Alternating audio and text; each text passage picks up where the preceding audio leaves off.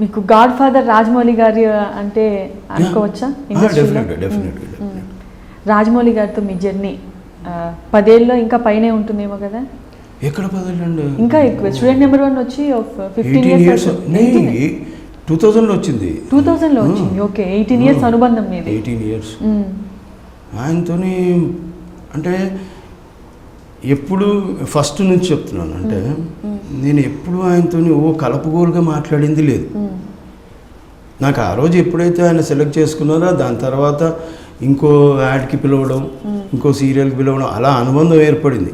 అంటే తెలీదు మనిషికి ఎందుకు ఒక రిలేషన్ అవుతుంది, ఎందుకో మనిషి అంటే ఆప్యాయత చూపిస్తారో తెలియదు, అలా వచ్చింది అంతే. ఎందుకు వచ్చింది ఏంటి అనేది పెద్ద రీజన్స్ అయితే ఏం చెప్పలేము, బలమైన రీజన్స్ ఏం చెప్పలేము.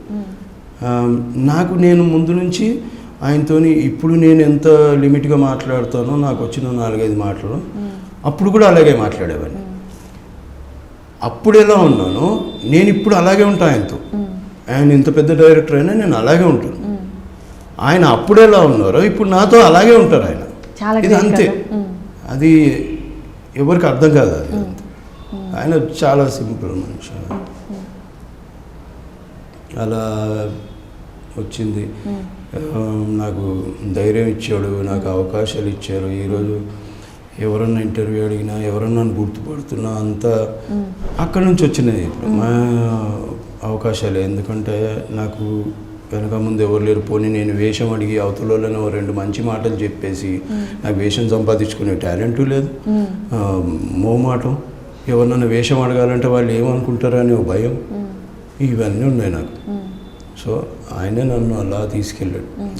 భగవంతుడు మనకి ఏదైనా అవసరం ఉందనుకోండి, మనకు అంటే మనస్ఫూర్తిగా మనం అనుకుంటే ఏదో దారి ఎవరో రూపంలో చూపిస్తాడనేది విన్నాను నేను నమ్ముతాను. అది అలా చూపించాడు. Please subscribe to Friday Poster. Do subscribe to Friday Poster. Subscribe to Friday Poster. Subscribe to Friday Poster. Subscribe to Friday Poster. Subscribe to Friday Poster. Subscribe to Friday Poster. Subscribe to Friday Poster. Subscribe to Friday Poster. Subscribe to Friday Poster. Subscribe to Friday Poster. Subscribe to Friday Poster for more interesting updates. Subscribe to Friday Poster. Friday Poster. Chala thanks. Thank you.